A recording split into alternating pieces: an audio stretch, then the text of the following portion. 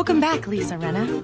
I've missed you so much since your family packed their bags, loaded them in your mouth, and skipped town. And does it match the blood you found inside Mr. Simpson's Bronco?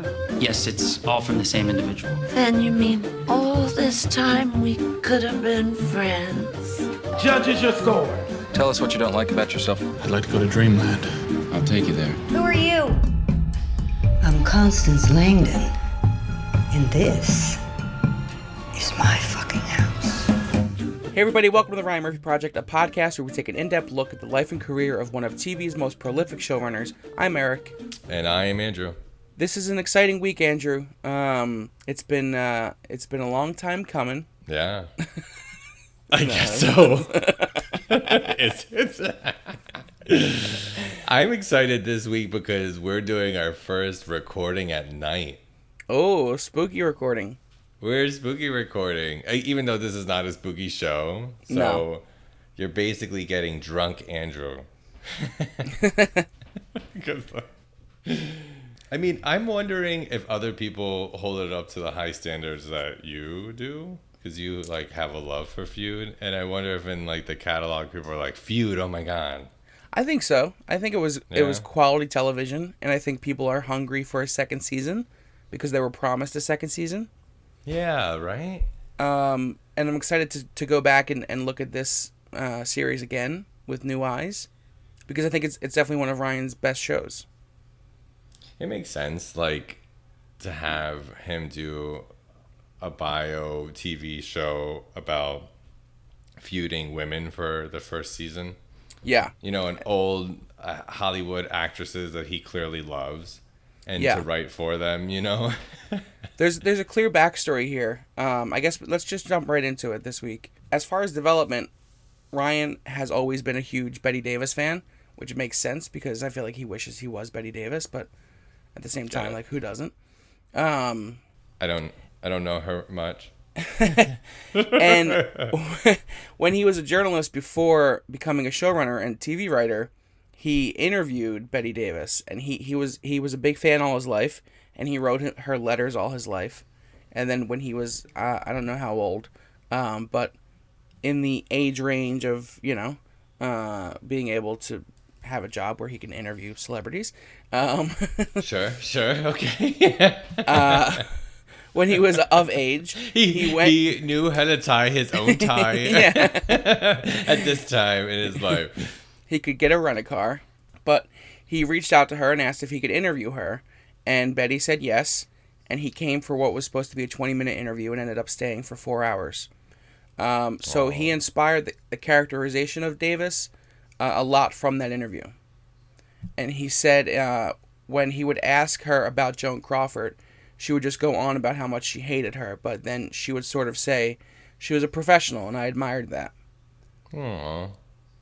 So Murphy first kind of had the idea to do Bette and Joan as a film, but then it was developed into the FX series, and he had Susan Sarandon and Jessica Lange attached to play those two women from the jump, but had to reconvince them for the series because the movie never got made because basically Susan Sarandon just didn't like the movie.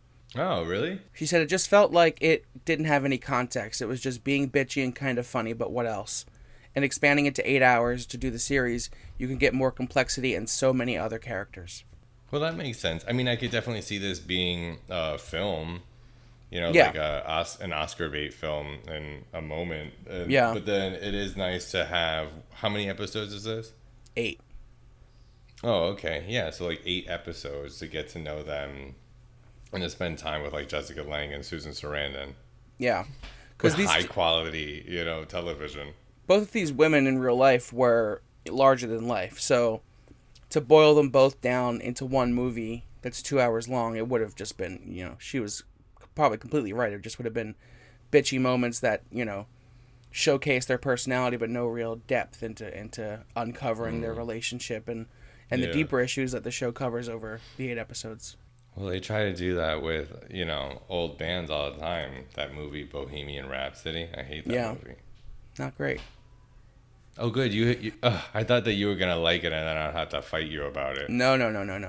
I don't like Bohemian Rhapsody, but I do love Rocket Man. Okay. Yeah, it's better. I've never seen Rocket Man. I've watched it maybe too many times to admit without sounding like a weirdo. You're just like Aaron Edgerton. Taryn is his name, motherfucker. I just walk around calling people out their name. Anyways, I had never seen this show before, and I don't know much about old Hollywood whatsoever. And I don't, what year does because what does this take place in the 60s, right? It kind of goes throughout different decades, but yeah, it's mostly about them making the movie in the 60s. So it's okay, so like early 60s. 1962. Okay. Have you ever seen Whatever Happened to Baby Jane? Yes. Yes, and I've never seen what I've seen this done as like a drag race sketch. Whatever Happened to Baby JJ? Okay. and I definitely watched it. I don't remember everything about it. But I watched it because of the series. But this is there's two movies that kind of are intertwined with this series, I think. One is obviously Whatever Happened to Baby Jane. So I think that's a movie that we will watch on our bonus episodes after each cycle. Yeah. But also Mommy Dearest, starring Faye Dunaway, which was a biopic about Joan Crawford and how she treated her children horribly and how she was a terrible person. Oh, really? So I think that would be something fun to watch as well. Wow, I didn't even know that. Mm-hmm. All I know is wire hangers or whatever they say. Yeah, that's from Mommy Dearest. Oh, okay. Well, yeah, that would be a good one for me too. So I feel like you're going to school you in old Hollywood. Old Hollywood, and I don't know how much I care about it, but it. I'll make it interesting. Okay. Because it's like everything's in black and white. That's all. This series aired in March and April of 2017, and the pilot was written by Joffe Cohen and Michael Zamm and Ryan Murphy, and it was directed by Ryan Murphy. All right, so I'm reading from the Feud Wikipedia page, and here's the synopsis for the pilot episode. In 1978, filmmaker Adam Friedman conducts interviews for a documentary about the complex relationship between Joan Crawford and Bette Davis. 17 years earlier, with a career gradually waning, Joan pitches a film adaptation of the horror novel Whatever Happened to Baby Jane to Bette and director Robert Aldrich. I'm sweating. You read it. Aldrich in turn brings Baby Jane to Jack L. Warner, who comes on board despite his hatred for both women. But as filming begins, Joan's acute narcissism and Betty's strong opinions quickly put them at odds. Ooh, that was a good one. Drama. So we start the episode with an intro. Yeah. And I was surprised that the intro just kind of came right off the bat. That doesn't seem like Ryan Murphy style. Yeah, I don't know. I don't think that's been done yet so far. No, I don't think so. But I don't mind it. I don't hate it. I thought it was fun. I immediately got, maybe because he used the Hollywood sign, I got Hollywood series vibes from that right off the bat. And I was like, oh, okay. And then the music was fun, and I loved the animation. Yeah, it was very like cool, like paper mache animation, very Hitchcockian, which is someone that comes up throughout the series because this was made right off the heels of Psycho. So it's interesting. I feel like it's very like North by Northwest. I feel like that's how their title card is, like their rolling credits. But yeah, it's very cool. Nice little Hollywood sounding intro music. But I feel like we're going to see a lot of similarities between this and the Hollywood series because they're both centered around well, let me tell you, discrimination in Hollywood. So then after the fun intro, we get a VO, and I immediately knew that sultry voice. Mm-hmm. So we get a VO by Catherine Zeta-Jones, who's playing Olivia de Havilland, who you'll be able to pronounce before we wrap this series. Is she in a lot of the episodes? Yes, I think so. Well, because I was just like immediately surprised by the framing device. Yeah. You know what I mean? So yeah, it's an interesting choice, but and they kind of It never goes further than that. You know what I mean? Is it in every episode? I think so. Yeah. Okay. I know it's up until the end, I believe. But yeah, so basically they're doing these interviews for a documentary about, I think it's about Joan, and they interview different famous people throughout. But Catherine Zeta-Jones as Olivia de Havilland and Kathy Bates as Joan Blondell are two that they talk to the most because they were two people who were close to Bette and Joan. Okay. Olivia de Havilland actually just turned 104 years old yesterday. Damn. She's the last surviving member of Old Hollywood. Is that like facts or that's Eric's facts?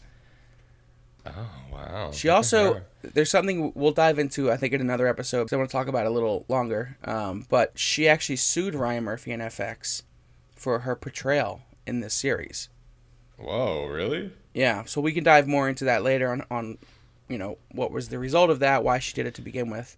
But it's an interesting case in like my world of like what I do for my job. Yeah. It involves that kind of stuff. So we'll touch on it later in a different episode. Okay. Well, really here she's just kind of she's setting up the feud between Joan Crawford and Bette Davis and how this crazy film came to be. And she said, "There was never a rivalry like theirs. For nearly half a century, they hated each other, and we loved them for it. You know, Joan's real name was Lucille Sir. The poor thing, she was raised in utter squalor. I mean, literally, scrubbed toilets before coming to Hollywood.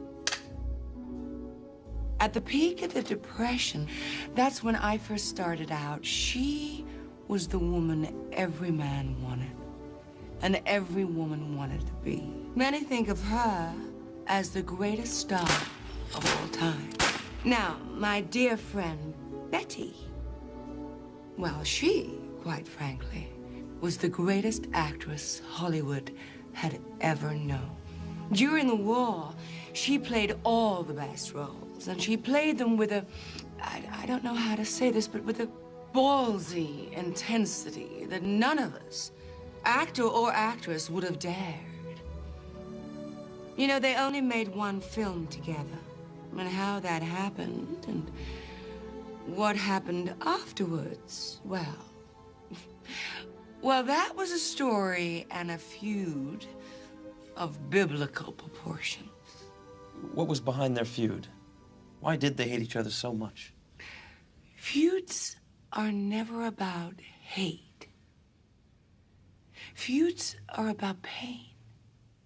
And as she's talking, as she's describing the women and her respect for them and how she's been friends with Bette for so long and their success as movie stars, we see clips of of remakes of these movies that Joan Crawford and Bette Davis were in. So we see the famous All About Eve scene with Susan Sarandon is coming down the steps, and throughout the pilot we see different shots of that, which I think is really cool that they got to reenact those kind of scenes. Yeah, it probably seems special for like Jessica Lange and Susan to do that. Yeah. Well, she said a really interesting thing about feuds, whether I believe it or not. Or just she said that feuds are about pain, not hate. Mm-hmm. And it's like, well, I've never had like a feud that I didn't hate. But where's that hate coming from? Because if you have a feud with someone, I think that implies that there's some mutual respect that you have for that person. Otherwise, it would just be someone you don't like. Yeah, I guess to give someone the energy of being called a feud, I think is different. Like feud, it's kind of like I don't know. There's some like equal footing there or something. Yeah. I got you. Well, I never felt like any of the people I hated had equal footing with me. Yeah. So. Well, that's not a feud then. It's not. It's a one-sided hate. Yeah. But she says it's about pain. So it's about the pain of wanting to be friends with that person. It's about the pain of wanting the respect of them or wanting the love of somebody or, whatever it might be. It's usually rooted in some sort of pain. I think some jealousy as well, but yeah, jealousy is pain, So is beauty or fashion. Fashion is pain. Side note, fashion is pain. But then we cut to 1961. We flash back to see Joan Crawford at the Golden Globes as Marilyn Monroe accepts her Golden Globe Award. I know. This was a really funny scene. I like this because, so then this is our first time seeing Jessica Lange, and then she's pissed that Marilyn Monroe won the Golden Globe, and then we hear her a seemingly iconic acceptance speech. Seemingly iconic. I don't know. And then Joan's like, I have big boobs too, but I'm not flashing them everywhere. And she's like clearly a little bit drunk at this point too. And I was just like, all right, we got Jessica Lange in the building, everybody. Yeah, clearly she has some disdain for Marilyn Monroe, but I think in turn it's just her disdain for new actresses coming along and stealing her spotlight and her shine. So she leaves the awards drunk. The next morning, Hedda Hopper comes by. Now, are you familiar with Hedda Hopper? No. Hedda Hopper's a real person.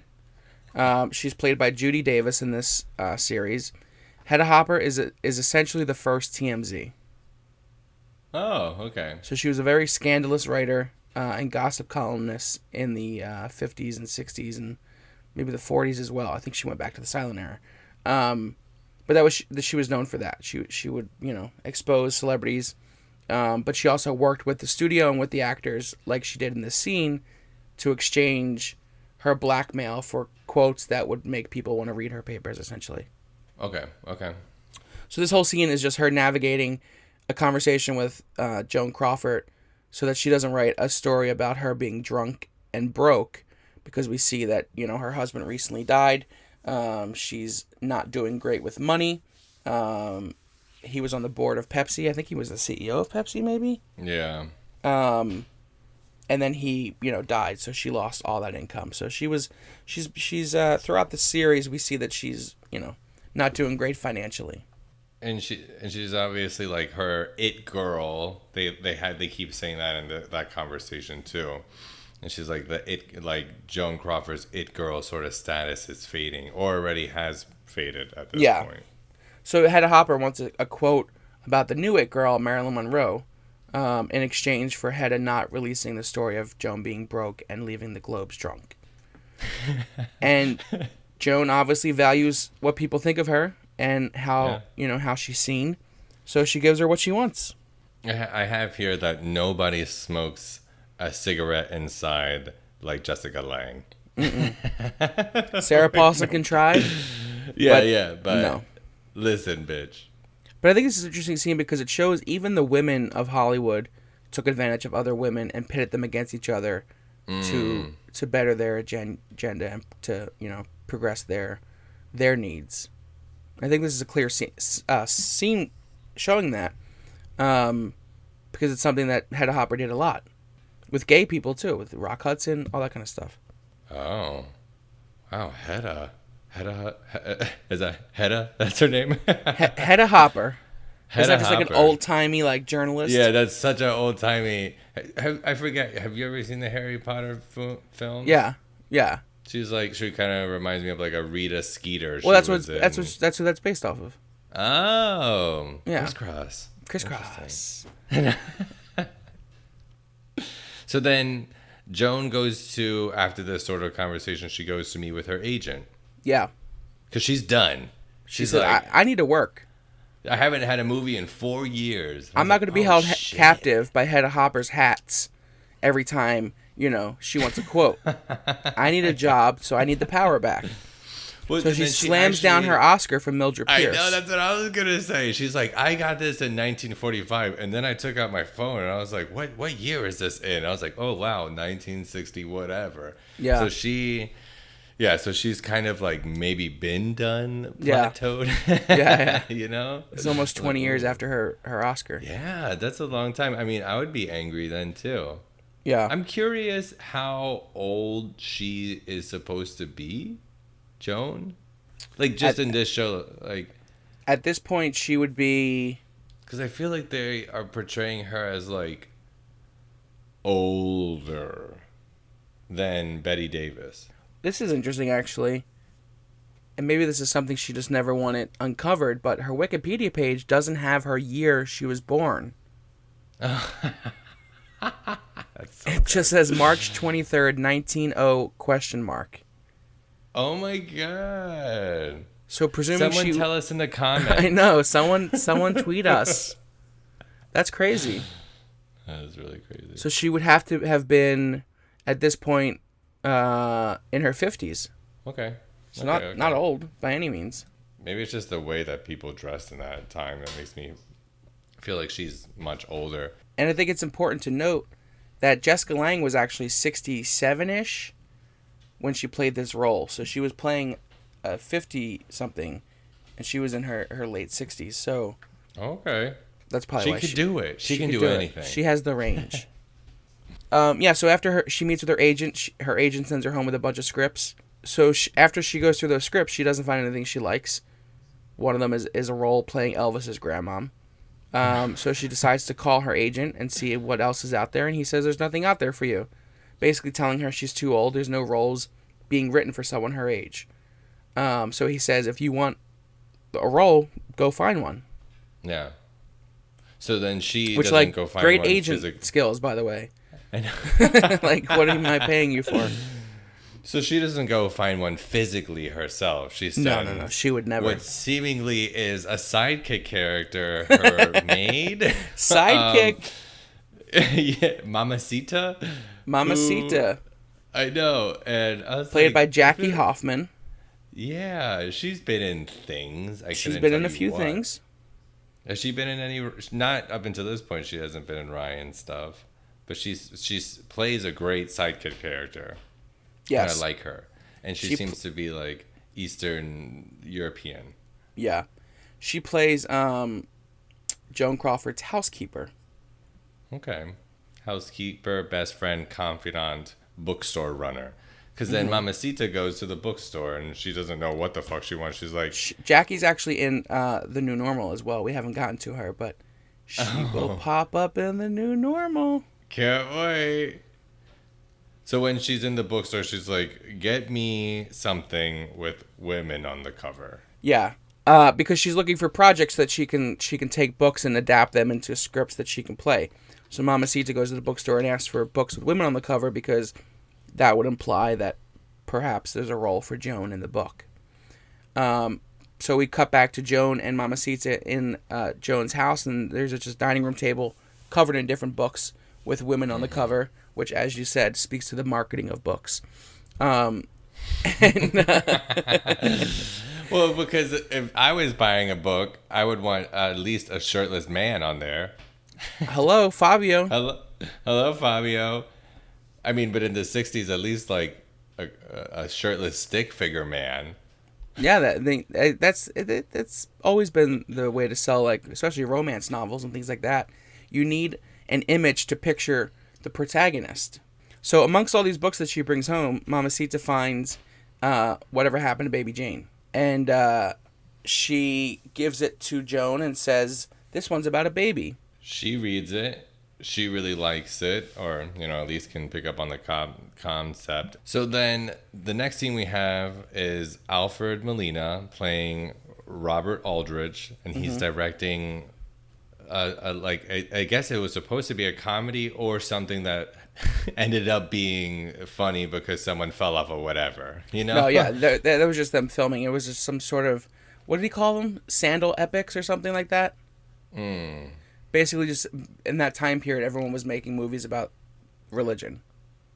So everyone was making these sandal epics about Moses and the Ten Commandments and all this other kind of stuff. I felt like he was making like a Three Stooges something. No, that was just to illustrate how shitty his sets messy. Were. Just yeah, okay, exactly. I got it. Yeah. So he gets frustrated. He walks off of the set. He goes back into his really dark desk with his sassy assistant. We find out some things about him during this time, like that he's having an affair. So Hollywood. Especially at that point. Oh, but you know what? Bitch? The sassy assistant, she is in Hollywood. Yes. And she is the one from Hollywood with the red glasses that picks the extras. And I was like, something's fishy here. Something. That's when I Interesting. started smelling Hollywood a little bit more. So then, why do you? I haven't even laid into how this shit is like Hollywood. The sassy assistant then kind of hands over whatever happened to Baby Jane, right? Because the book. Joan called at this point? Joan sent the book with a case of Pepsi. Oh, yeah. She's on brand. She's always. on brand. And I feel like that's so specific that probably did happen. I know. I feel that too. And he's like, a horror picture? I can't do a horror picture. And then sassy assistant's like, well, Psycho was really popular. Yeah. You know? And you're a broke bitch, so do something. And that's interesting. This is the first time of many that we get Hitchcock brought up at this point. And maybe it's because they're doing a horror film, but I think it just maybe speaks to like how powerful his films were during that time. Yeah, and that he started, really growing the horror genre as a marketable or a profitable genre in film. So other people wanted to jump on the bandwagon, like whatever happened to Baby Jane. Which I'm glad. Well, because this is like, there's so many layers of horror, and this is... Well, I guess I feel weird talking about it because I don't know, but then high concept horror is definitely for Alfred Hitchcock and the mystery and having the blondes and all of that stuff. So I don't know how this kind of compares to that. Well, this is more of a B movie. Okay, is it? Yeah. I don't know if that was their plan, but it definitely... I think it's how it turned out. And I think it's appropriately a B movie. The only other place that I know Alfred Molina from is from Spider-Man 2. He played Dr. Octopus. Mm-hmm. No, but I've always liked him since then. I know. So she sends the book and the case of Pepsi to get Robert to be on board as the director of this novel, and he also writes it. So we cut to Mamacita and Joan in the garden working and raking the leaves because she had to fire the gardeners because she's that broke. And she gets a special delivery, which is a vinyl of Autumn Leaves, which was the movie that her and Robert Aldrich did together. I love this like special delivery thing. I'm like, parcels. I love a good parcel delivery. That was probably... I don't even know what a parcel is. I was like, but that was probably fun, having a little peppy person coming to your door, handing you something instead of Amazon buzzing until you buzz them back. And then, I can't. Fuck Jeff Bezos. Okay. I didn't know we were going to bring that up in this episode. So then we see a scene where Robert and Joan meet. They talk about the movie. They talk about what she wants it to be and what he wants it to be. And she says, I'm going to get you a great co-star, and it will make this film happen. And he says who? Cut to a stage play. Broadway, Tennessee Williams. And we see the beautiful Susan Sarandon acting the shit out of a Broadway play. Mm-hmm. And when Betty enters on stage, it's interesting because... this happens a lot at live shows. People, especially with comedians too, just because they're famous, they'll get extra laughs or they'll get more adulation just because people recognize them from something. And Bette Davis is one of the biggest movie stars of all time. So her walking on stage was like a big moment for the audience. And you can see that the other actors on stage were annoyed that every time she just appears on stage, she gets practically a standing ovation. And then at the end, we see the love that the main actress is getting. And we see how frustrated Betty is with that, and it's a good way to show that Betty and Joan are dealing with the same issues in different ways. Yeah, because it's basically Joan's Marilyn Monroe scene. Oh wow, crisscross again. Crisscross. Yeah, because when that curtain falls and it's just Joan and and it's just Betty and the blonde. Yeah. And she's just like, I'm just leaving. I'm done. I'm not going to stand next to you, whore. But while the performance is going on, Joan Crawford sneaks into the audience and watches. This was another good, like, Ryan women walking into a hallway shot, glamorous, pussycat sort of thing. Yeah. That's like a very Ryan shot. Yep. And then we get one of Bette Davis's first lines in the series. What? There's a lady here to see you. Who is it? Joan Crawford. You're fucking kidding me. Which is a great introduction to her as a character. I guess that is her first line, yeah. So Joan Crawford goes backstage to see her. We see that Bette calls her Lucille, which I think is Joan Crawford's real first name. Yeah, that's which is her probably real a name. point of contention for her. And basically the point of this meeting is Joan's trying to convince Bette to join the project, to join whatever happened to Baby Jane. And Bette tries to put up a good front that she's getting offers and she doesn't need to work with her. But Joan, calls her on her shit. She's like, I know what offers you're getting. You're getting the same offers as me, which is nothing. They're not writing anything for women our age. That's why you had to run to Broadway. And, she, basically says this is all you can get. And she really hypes up the fact that this is a first movie for them to do together, which will be obviously a big box office draw. So Joan basically gives her an opportunity that she can't resist. Well, I think that this is when I started picking up on the theme that, like, they are in love with, like, the craft of filmmaking, too. A lot of them. Yeah. A lot of these people. Like, Alfred Molina, he wants to be a better director. And then, Joan wants to be more famous. Bette wants to be in things that challenge her as an actress. And so there's, I think, like, we're firmly aware of everybody's stakes and what they want and need out of this project, too. Yeah, they do a great job of setting it up without... I mean, there's some, like we get it moments, but they don't hit you over the head with it too much. They set up the themes pretty early on throughout. If they continue to, like, kind of do these moments that show it off a little too much or throw it in your face too much, we can call that out. But right now I think they do a good job of setting the stakes and setting the tone and setting kind of the issues that these people are going to have to deal with throughout the series. So then we follow Bette home and we see that her life is kind of unfulfilled. She seems pretty lonely. Her daughter isn't there. She left to go to her friend's place, and so Bette just decides to sit down and smoke a cigarette and read whatever happened to Baby Jane. And she must have liked what she read. She read the whole fucking book in a sitting. It was only 151 pages, but still. Oh, is it? Oh, I don't know. I made that up. Oh. I don't even know if that's allowed to read. that's a short read. That's why. I'm an audio book guy. So. Oh, okay. I like to listen. Unlike you. Audio book, a bit. So she then calls up Robert Aldrich and she says, "Did you fuck Joan Crawford?" I know. That was so funny. So she's just honest and, like, yes. She just gets to the point sort of person. Yes. Okay, I love that. Okay. One of my favorite characteristics. And I think that's something she values in return as well, evident with this conversation, because he's honest with her. He says, I'm making this movie because no one else has given me any offers. He's like, I'm passionate about it. He's like, I need both of you to make this happen. He's like, I need you to make this movie good. And she appreciates, and, he might be blowing smoke a little bit, but she appreciates his honesty. So she accepts the role, and she is off to the races, and they're ready to make this movie. I was wondering if she was going to accept it or not. Next scene, we cut to the amazing Kathy Bates doing a VO, and she is playing... Oh, no, we do not, bitch.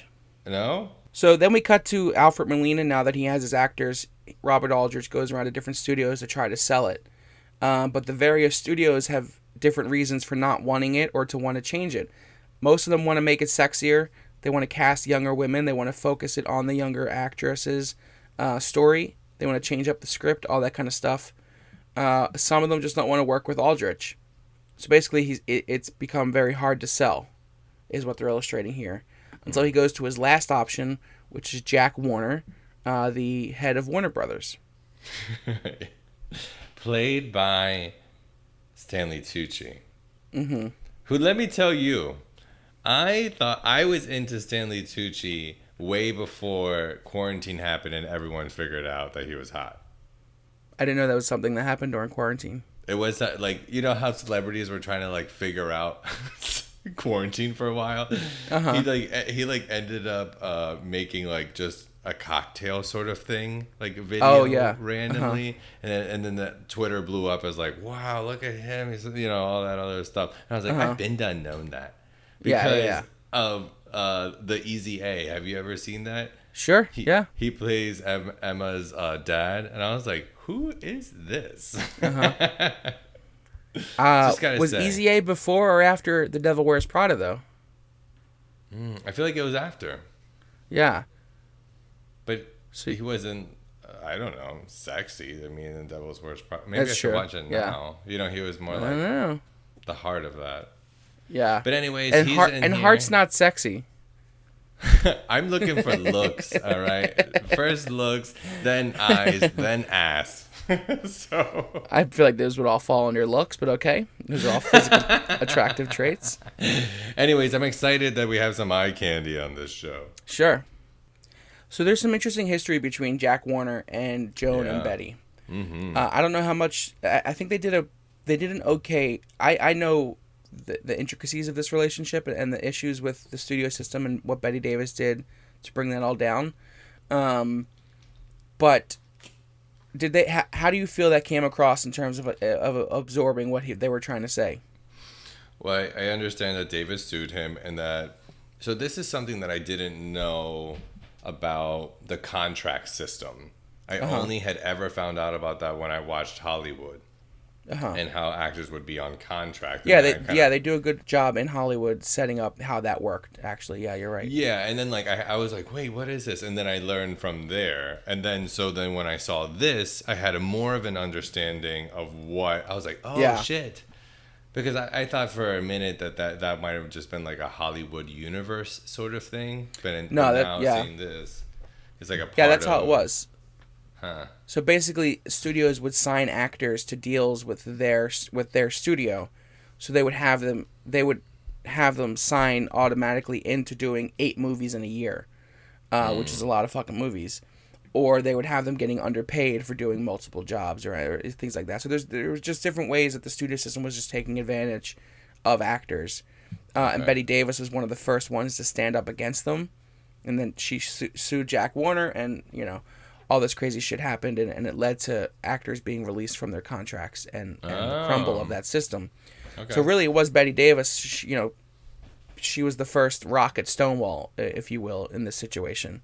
So obviously, he hates her because Jack Warner is one of the most corrupt slimeball studio heads in the history of old Hollywood. And I worked at Warner Brothers for a year and a half, and I actually worked with somebody who worked with Jack Warner. He was like a museum. He was like a museum docent. So he had like old stories of how him working with Jack and how Jack was and all that kind of stuff. But Jack was a scumbag essentially, which is evident in the little bit of a scene we have here with Stanley Tucci.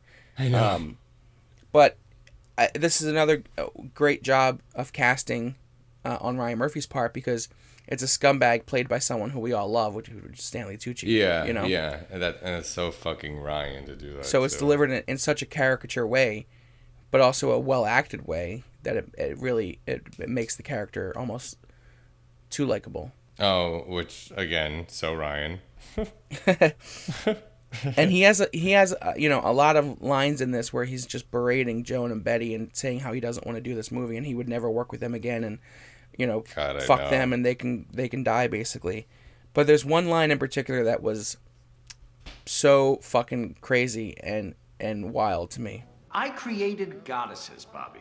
I created goddesses. I was Zeus, and they were a couple of Aphrodites. But you know what happens to Aphrodite when her tits start to sag and her pictures start losing money? Or Venus, who should just look pretty and keep her mouth shut, and she starts having an opinion about everything. You know what happens to her? Zeus picks up a lightning bolt and he hurls it right at her head and he splits it open. That's what happens. And so after, Robert begs him to do it, Jack says no one final time and Bob says, you're going to make this movie. He's like, you need it. Your studio is failing. Yeah. Everything got fucked up from what Betty did. And it in turn made his movies worse. He doesn't have a star. And he's bringing him 2 of the biggest stars of all time. So Jack is, on the fence a little bit more now. And then Robert says, and we'll pay you first. And that's what really gets him. So the ka-ching is money to his ears. You're like, slow turn around. Yeah. And he agrees to make the movie. So then next is like the big announcement, cute photo moment. And I have to say, I was really confused about the whole edginess of who signs the contract first. Yeah. I didn't understand what the fuck that meant. And so the whole time I was like, I can't wait to ask Eric what this means because I don't get it. So they have a moment where they announce, obviously this is a big moment, so all the press is there to announce that Bette and Joan are doing this movie together. So they're having a big hoopla and having them sign their contracts together in front of the reporters. And their flash bulbs are taking, there's photography everywhere and all that kind of stuff. So they go to sit at a table that's facing the photographers. And there's a chair on the left, there's a chair on the right. Yeah. And one of the reporters says to another reporter, let's see who gets the left chair. And by that he means whoever sits in the left chair will be first in the photo. So when the caption under the photo reads, Joan Crawford and Bette Davis sit to sign contracts, Joan's name would be first. Oh, okay. So that's why they say it's important, and this is just such an ego thing, and such and to flaunt who's bigger. So it's a really funny scene actually, where Joan reaches the chair first, pulls it out, but Bette sits down and says, "Thank you, Lucille," and then Joan decides to just literally stand on the left side of Bette, like on the edge of the table, and leans over her. Like she's some celebrity taking a photo with a fan, and signs her contract there, so she's still the first name, which is such a fucking power move. It's so I knew that it was funny, but that is so funny. And I also think that that's based on true events as well. But in doing that, she sees Betty's contract and finds out that Betty's getting paid $600 more a week than her. So she storms out. With She's her not having Pepsi in hand. Pepsi and Mamacita in hand. Is running to the car. She is running because Joan don't want to walk too much at this point. And then Alfred comes in and I feel like he's always saying the same shit. He's like, what was he say? I'm going to figure it out. It will be done. Just kind of doing that because Joan's like, there needs to be equality here. Yeah, so she demands what she's worth. And he says, I'll get it for you. But she still storms off. She's still got to storm off. And then intro Kathy Bates, who's now being interviewed by the documentary as Joan Blondell. And this is another ding-ding because Kathy Bates, this I'm sure happened after multiple seasons of American Horror Story. Yes. Yeah. So it was like, oh, Kathy, how you doing? I love when she plays like kooky women. Yeah. She's most fun that way. Yeah, because she could play that scary woman, obviously, so well, but I like seeing her like this. So she basically just gives some backstory about what happened with Joan Crawford and how she was one of the only actresses in the 50s still getting roles after silent pictures. Mm-hmm. And she married rich because she loves money, and she's been broke ever since her husband died. So stuff we kind of already knew. But she gives us some backstory about Bette as well and says after All About Eve and the success of that and her Oscar-winning performance, she kind of fell off and didn't really capitalize on the success of that film the way she could have. And she kind of called Susan a bad wife, right? She says that she, after her success from that dwindled, she became a wife, but it was something she never should have done. Yeah, it was just Betty to fill wasn't the time. Made to be that. Yeah. But then we see her come home after rehearsal or after that photo shoot, and she finds her husband drunk in her bedroom. Was he drunk though, or were we just making that shit up? No, I think he was pretty drunk. No, he was drunk. Yeah, so they have a scene in the bedroom, and basically he gives her the divorce papers that he says she wants. And they have a little yelling match, and then it turns into hot sex, something you love when a yelling match turns into hot sex. Exactly. Which is something I always want. So why did we stop living together again? You wanted me to start your shirts and greet you at the door with a martini in hand and ask how did your day at work go, darling. I'm the one that needed a wife. Yeah, I really like that she said that. That's such a good line. It just like summed up everything that I was kind of boiling and feeling anyways. Yep. And it's just, and I actually really lean towards Betty after talking about this episode. For sure, yeah. You know what I mean? Like how smart and driven and spoke up for herself. And then just saying this too, because when she said it, it was kind of like a little spark. Mm-hmm. It was a great moment. And one of the other things in the scene is it's established that she always chose the professional over her relationships. And we could see that her Oscars, her 2 Oscars, are placed right next to her bed, essentially. Good for her. You would too. That's a you move. That's a me. No, I would put them in like the living room. Oh, everyone. I don't know. How many people you have over? Nobody. So. Not now. No. So if you I would put them on my bookshelf because I'm more interested in obtaining a bunch of Emmys. I would rather have like 3 or 4 Emmys than 1 Oscar. You know? If I ever had to win anything, I would want to win an Oscar. Yeah. I mean, the Oscar moment is amazing. Yeah. The whole moment of the day and winning one. But I just would much rather have Emmys because I love the TV. That's more you. I mean, Golden Globes, do we have enough money for one? Hey, dragging the HFPA. We're coming for you, Hollywood Foreign Press. We're going there. Episode 6 or whatever this is. So then we see a scene where Joan is just going off about Betty. I know. And we really see, what this scene boils down to is she's fucking obsessed with her. She wants her respect. She appreciates and recognizes her talent. She somehow blames her marriage failure on her as well. Like during the course of this monologue to Mamacita. to her boyfriend. I think I might have mixed up the daddies then. There was somebody. Wait, Joan's boyfriend? Joan's boyfriend is a stud. Maybe Joan's boyfriend is hot. Then who the fuck am I thinking about? Well, then I was talking about Joan's boyfriend the whole entire time. Yeah. Are you sure? Because Betty's is more of a daddy. Oh God. No. The Googling time it would take, and then I fall into a daddy hole. And whoa. Gross. But yeah, so this is just basically her going off and, just saying how she wants her respect. But then we cut to the first day of shooting, and I think this is an interesting opening to the first day of shooting where we see their different preparation techniques. Okay, this is another thing I had written down. Ask Eric. What does like first day of principal photography mean? Like, are they actually recording things that they're going to use in the movie, or is it just like how? So what? Okay, so what does it mean then? Well, principal photography is the stuff that they have scripted and they know they're going to use. Oh, okay. So it's the time before pickups. Like they'll do a chunk of they'll be scheduled for 3 months of principal photography, and then once they wrap and after being in the editing room for a few months, they might go back out and do reshoots. So that would be a chunk of photography that is after the principal photography.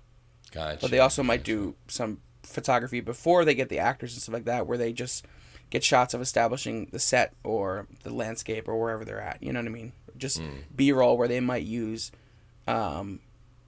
stand-ins instead of the actors, so they're not wasting Meryl Streep's time in a carriage driving down a dusty road. Yeah. Okay. All right. That makes sense to me. So this is the first day of actually shooting the movie. And Joan does like an ice bath with her witch hazel, and then she's practicing in her wheelchair for her character. Mamacita's like timing her laps on the staircase. And we see Betty wake up at 5 a.m. and just start smoking a cigarette and just sitting in bed. Which Betty, every time she smokes a cigarette, reminds me of my grandmom so much. Really? It's just like that's how she was. And then when they finally get into set, I thought it was so funny the way that Joan walked in. Hey Bob, how's the wife? Hey bitch. I know, she's like, I know everybody. But Mamacita's feeding her clues. She's like, this is Bob, his mom's in the hospital. I know. And she's like handing out gifts and like check. It's like the scene in Devil Wears Prada where they have to whisper who each person is to Meryl Streep. But Betty arrives on set and she can see the littering of presents that Joan brought with her to the crew. And basically says she just, she gasses up the crew so that she can get better lighting and better props and better, framing, and they can spend more time on her, and they will essentially care about her more and help her performance. And then it's worth noting she came in with Sabrina the Teenage Witch. She sure did. And I was like, oh, Sabrina's in here. Kiernan Shipka of Mad Men fame. Mm-hmm. And Sabrina. But more Mad Men. Oh, but the Zoomers, who is our target demo. Oh, okay, but also Mad Men is one of the greatest television shows of all time. I couldn't keep my eyes awake when I watched it. Sally Draper deserves your respect. And then Betty also notices the Pepsi machine. On brand once again. Joan Crawford. I like that this little Pepsi stick that they have throughout it too. Uh-huh. I thought that was really funny because she was like, I'm picking that fight, Yeah, exactly. So Betty goes to visit Joan and her, and Joan's already drinking. and then, at first Betty kind of comes in shading drinking already, and then they share a drink with one another because both women are nervous. Shot. There's a lot to lose here, and then they're going back on stage for the first time in a long time. So it was cute to see one of those little bridge moments between them. Yeah, and Betty gives Joan a good speech to prepare her for the day. Nervous? Terrified. I haven't done a film in 3 years, Joan. You haven't worked in 3 years. When I drove on the lot this morning, saw the crew bustling about, the sets being built, the smell of sawdust. It's magic what we do, isn't it?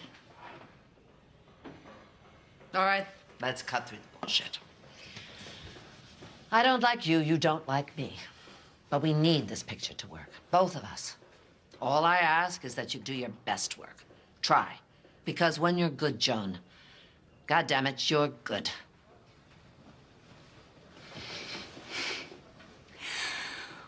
Do you really think so? Oh, Christ, you're not going to cry. Yes, I really think so. I've always thought so. Oh, and then so she gives her that nice little pep talk speech and all that stuff. But then as she's leaving, as Betty is leaving, she's like, oh, and by the way, lose the shoulder pads, and then just starts ripping into her a little bit. I was like, oh my God. But she's saying these things in a way that's constructive. She's just, she means it. She's like, you're playing a recluse. You should look fucking down, and you shouldn't be done up with makeup or anything. Yeah, you haven't left your house in 20 years. But the way she presents the thing here is a little brash and upsets a fragile Joan after she thought she just got her respect. It is so constructive, but she just put her up to be like, okay, well, you need to take 2 steps back. So then we have the scene of Joan in her wheelchair actually shooting. Yeah. And I didn't know that her character was in the wheelchair. I guess I didn't pick up until that. Yeah. It seems like both women really care about lighting a lot. Yeah. When I worked on, we talked about this in the Glee episode, when I worked on a certain reality show that we will not name, there was a particular main actress on this reality show, or main talent, who would have to come to set at 4 a.m. to make sure that her lighting was right. And she would have to get so many filters to make her look younger on the camera and on the lens or on the lights. Oh wow!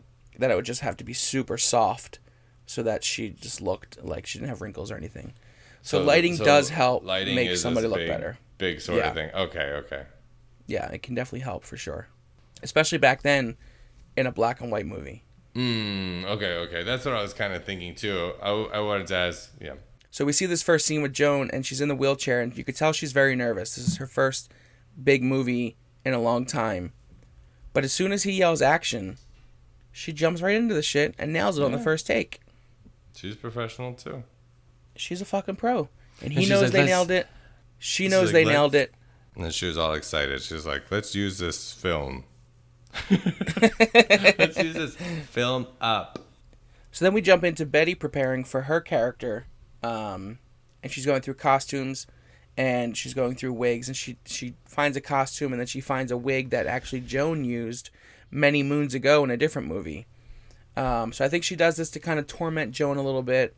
Yeah. She's definitely still at the same time, as nice as she's being sometimes, I think part of this is getting into Joan's head to help their relationship come across in the movie as, bitter enemies as they are. And then she makes like the really creative choices with her makeup. Sabrina is there being like, "Are you doing, Mom? You sure about this, bitch?"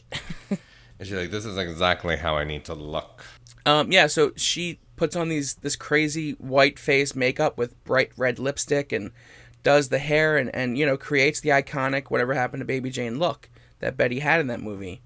And it's a really cool scene where Bob and Joan are on set talking about the script, and Betty enters, and they have one of the guys on the lighting crew turn the spotlight onto her, and she enters in this crazy slow motion, like a very well shot scene that just highlights how crazy this character is and just how committed Betty is to the role. Exactly, and Betty takes a bow. Because the whole place erupts in applause. Robert loves it. Joan broke several nails in that moment. But I was going to say, I think that this is probably the Ryan Murphy moment for me of the episode. All of that. That whole scene of her getting ready, Sabrina, the entrance, the slow motion, the lighting, the bow. Like, all of it just seemed like so Ryan to me as far as the direction goes.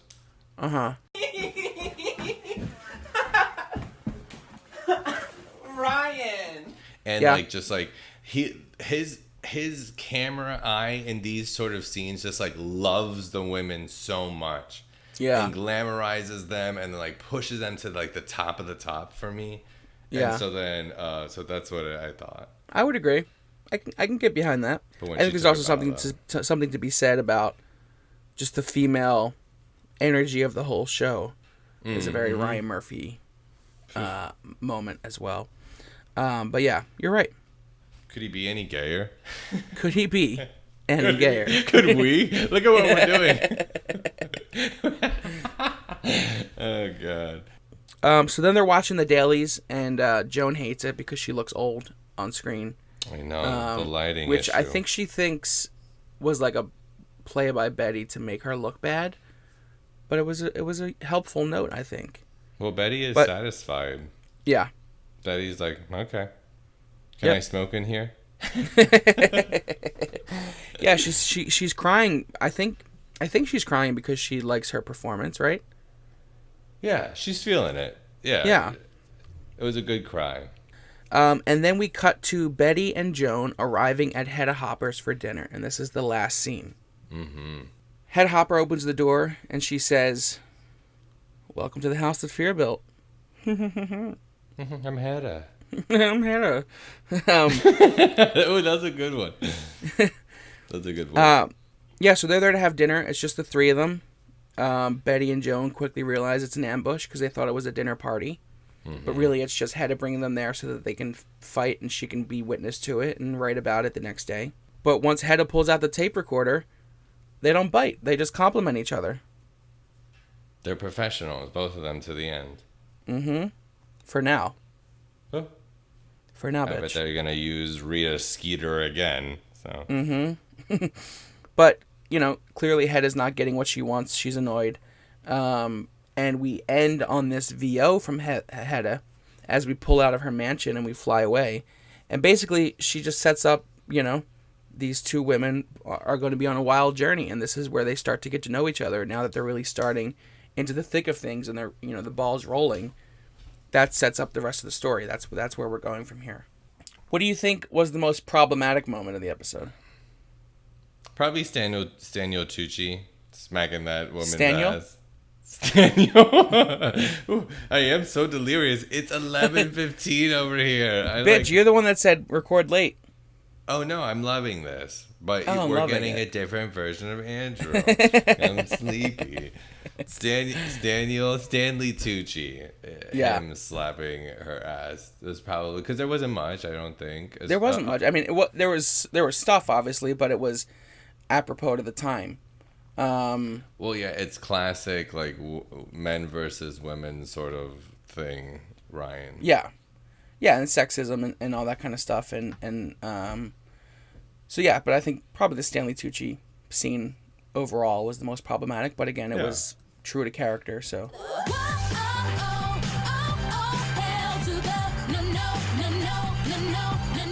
And this is definitely peak Ryan Murphy. I think it's safe to say that the whole series is peak Ryan Murphy. I think there might be some dull moments here sprinkled in here and there, but I think throughout this whole show is going to be peak Ryan Murphy. Yeah, I would say peak. I would also say that it's not like, to me, it doesn't seem like a bingey show.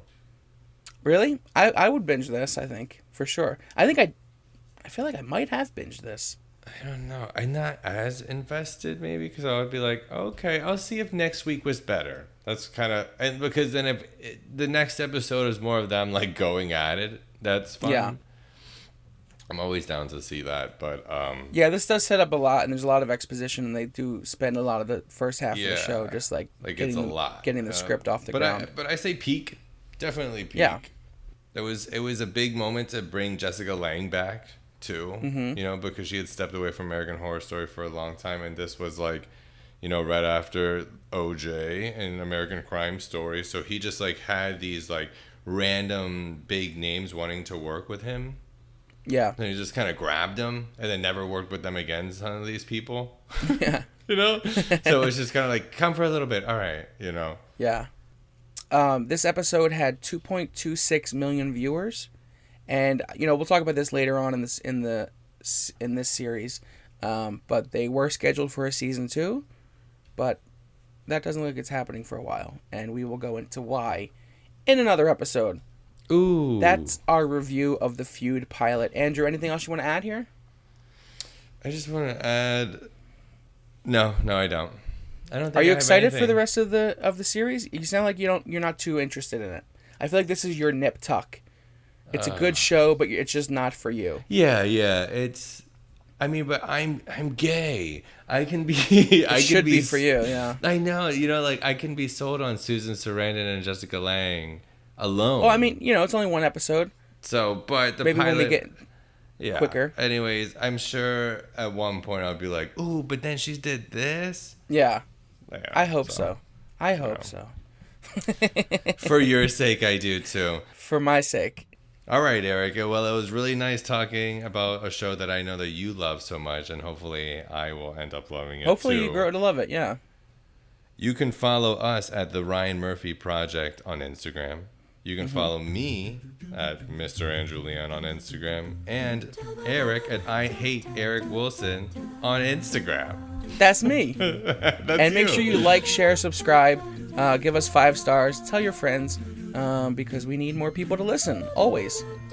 How are we going to get a Patreon? God, the goals. All right, see you guys next time. Bye. Bye.